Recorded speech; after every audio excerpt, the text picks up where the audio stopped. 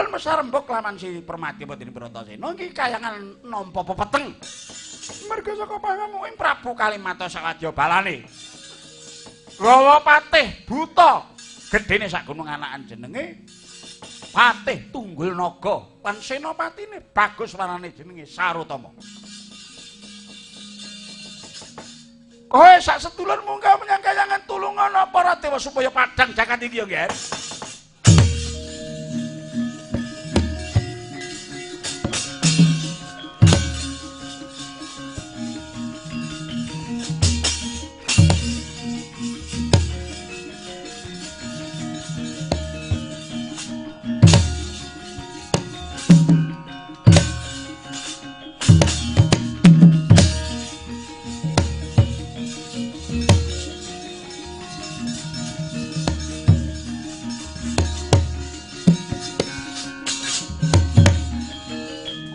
Liya ana wong arep mlumpat malah ngregoni. Ajeng mlumpat to. Ha mbok monggo. Kowe aja neng kono. Lho, kula niku lak panakawane Pandhawa to. Melu Janaka aja nyedak aku. Lho. Mriko niku mboten tau jajan niku. Nggih karep kula gantos nderek panjenengan, mbok menapa ya kecret. Ngoten lho. Aku nek wis mlumpat ora bisa mandeg. Gunung tak langkai. Kali tak lompati. Kowe ana ngarepku. Ketujah sikilku modar. Nggih kula teng Ngiringan. Kowe ana ngiringan. Aku ngidak watu mencelat kenek ndasmu. Ha teng mburi. Sikilku mancat watune mencelat kena ndasmu. Neng endi kok? Neng ndi kok ora mathuk to kok? Kowe tenan ngerti? Kowe nek ngancana ngarepe Ndara Bratasena ngidak watu mencelat kena ndiasmu. Lah tere. Lah ning mburi to. Lah iya, ning mburi watune dipancal mencelat kena ndias. Lah. Armune ndas mripate nganti abing. Pon mriku. Kowe ngaliyo. Ngalih. Ngene kok ora entuk ya.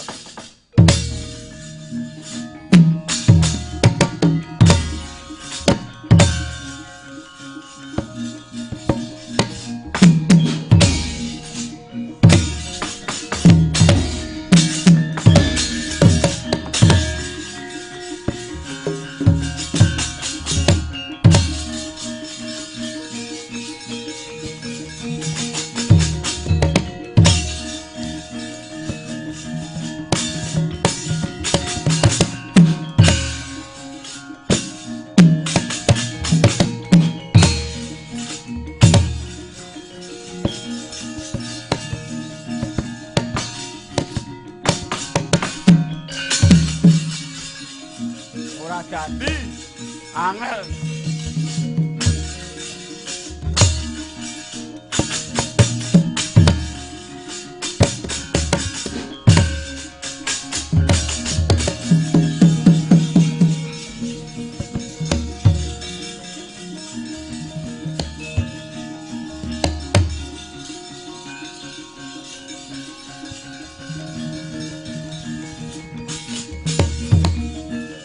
Sopo iki? Sikile ngambah lemah mesti kowe dudu dewa. Panengah Pandhawa Permadi kowe sapa? Harya Sarutama. Jagoning dewa. Ora keduga minggat ilang nyawa. Abor mestakamu.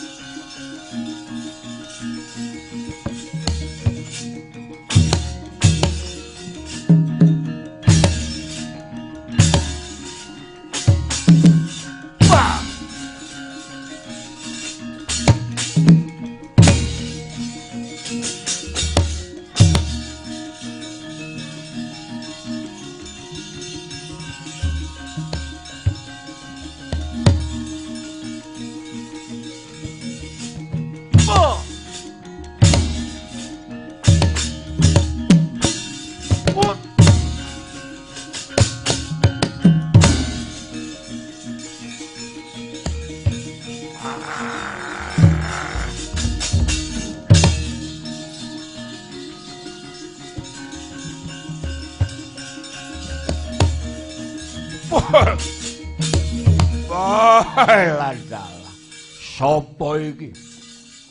Meh kaya Bathara Bayu mau. Dudu. Aku Panenggak Pandhawa Bratasena, kowe sapa? Patih Tunggalnaga. Kowe srayaning dewa, dasar kepara nyata untal malang.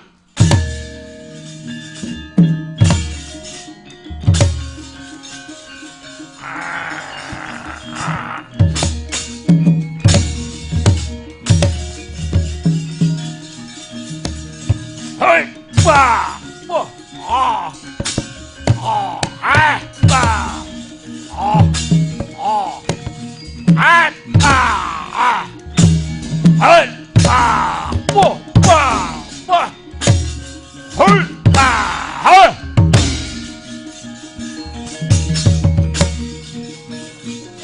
Hei.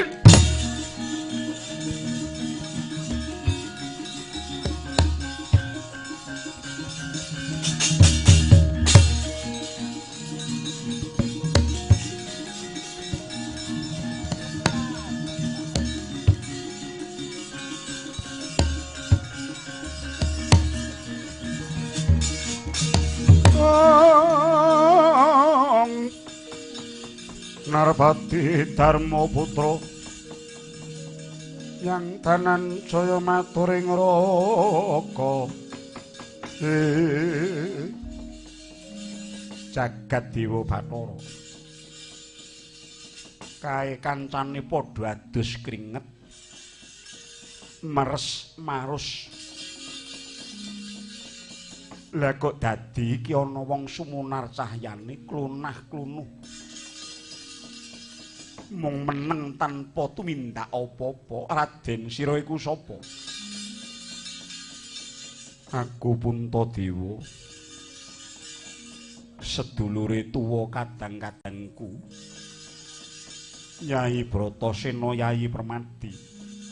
Sira sapa Sang Prabu? Prabu Kalimataya. Oh, yen to mangkono. Dawing dewa sira Sang Prabu ingkang ngrabasa kayangan Junggring Salaka. Iya, dasar kepara nyata.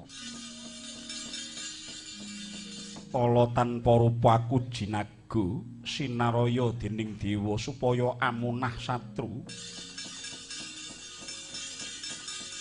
Oh, dadi kowe sak sedulurmu mbalekake Prabu Kalimataya mengkono. Yen kena tak elikke sarana aris Sang Prabu, aja nganti tuwuh dardah lan pasulayan ing antaraning aku lan sira. Amarga ciptaning atiku muhung kepengin hayu lan rahayu. Aja nganti ana kang kasangsaya sinangsaya. Ora memper banget. Satya wis manjing ning palagan teka gembeng cengeng kaya watakmu. Kancane padha adus getih mung deleng. Kang mengkono tak anggep kowe wong kang asor budimu. Jroning paprangan wis ora ana etung-etungan perkara bener lan uput sing ana mung urip lan pati.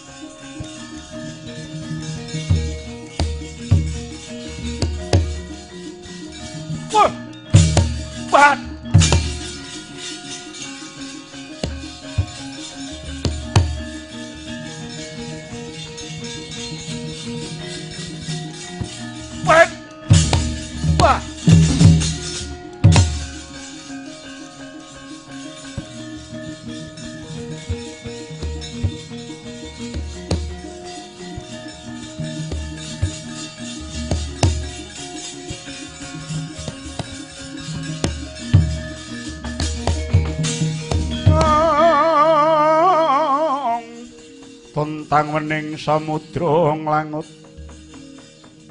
nglangutan papagut len kanang akasa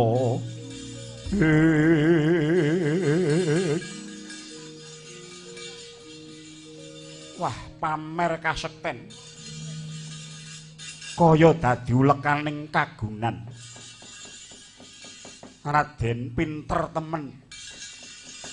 temen kowe Sang Prabu aja sinengguh aku pamer kadibyan kang mengkini ujupe ngrasaku muhung nyapih hawa aja nganti ing antaraning aku lan sira cengkah cinengkah duwa dinuwa tangkep jojo kantaran bau kanthi mengkono elinga lamun to sira Sang Prabu Kalimataya ora bisa mrawasa marang aku Sang Prabu kaya cukup semene wae marenana tumindakmu aja kongsi kesurung brahmaning kakung nggonmu bakal ngendih kawibawaning para dewa Suralaya ngelingana lamun ta dewa iku gedhe daya panguwasane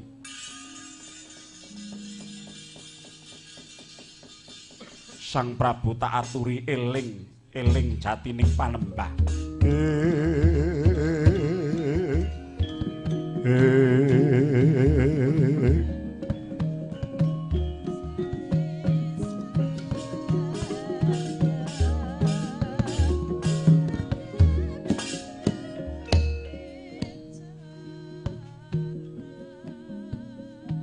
Sang Prabu Kalimataya kowe kudu eling nek kepengin tak walesku kanthi srana pangruwatan Durga mendak kala sirna jaya-jaya Wijayanti Suradira jayaning kang rat suwuh brasta tekap ulah Darmastuti kiblat wetan sorot putih rasane legi watake suci nanging aja semuci suci suciku tegese resik ana uripmu saka tabeting dosa lan sukerta dosa iku samubarang ingkang singlar saka darmaning urip dene sukerta iku angkara murka kamurkan mono ubaling hawa nafsu ingkang mung kepengin mikolehake awake dhewe ora peduli marang kasangsaraning liyan muga kang sedya hayu tansah mangya rahayu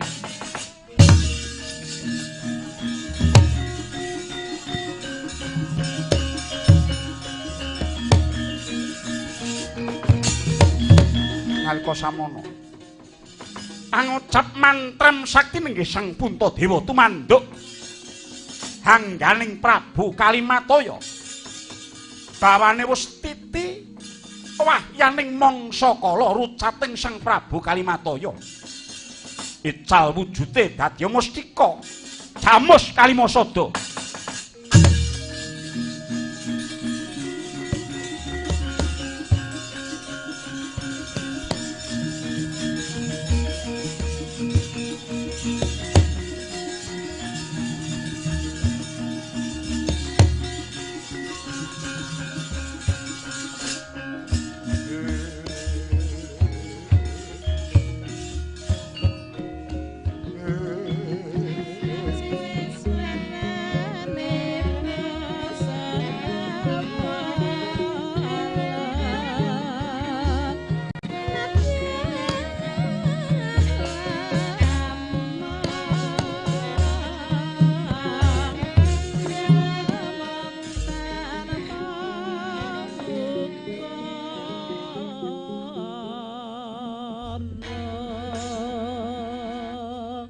Puntadewa pukulun Sang Hyang Giripati kula ngaturaken pangabekti mugi kunjuk. Iya nggih ulun tampa.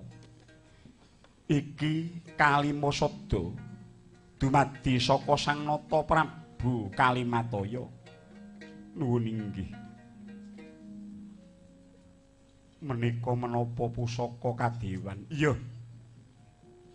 Pustaka Jamus Kalimasada nadyan katon iku mung dlancang ingkang ora ana tulise nanging sejatine iku ana sastra piningit ingkang mapan ing kono yaiku yen to disurasa kanthi weninging pramana jati ing kono bakal tinarbuka surasaning tulis. Nuwun inggih. Lajeng werdinipun kados pundi? Sekabeng manungsa iki tukuling pangertene iku katarik saka rasane dene rasa. Bisane ngrasakake duwe daya pangerten iku ketarik saka dayaning cahya. Ingkang winastan cahya nur dununge ana ing netra ya kuwi awasing pandulu merga saka sunaring nur. Mulane dadi utusan merga dadi jalaran menungsa duwe pangerten.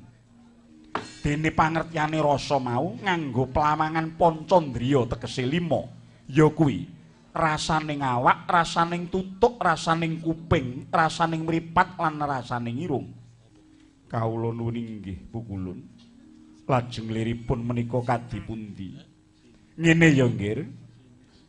Pustaka iku tegese tulis utawa serat, jamus iku sejatine ireng mulus. Kalima sada iku srana usada lelima ingkang amrih mulyaning kauripaning manungsa ingkang karasakake jroning kalbu, yaiku kauripaning pancandriyane. Ireng mulus peteng ning katon padhang, nadyan ireng ning katon putih. Ana ing pramana jati yaiku anane kahanan ing kawruh kang samar yaiku kawruh kang gaib. Gaiping kejaten merga dudu irenging wujud kahanan nyata ning wujuding kahanan ingkang mung bisa katon nganggo kawruh lelungit nggih Puntadewa.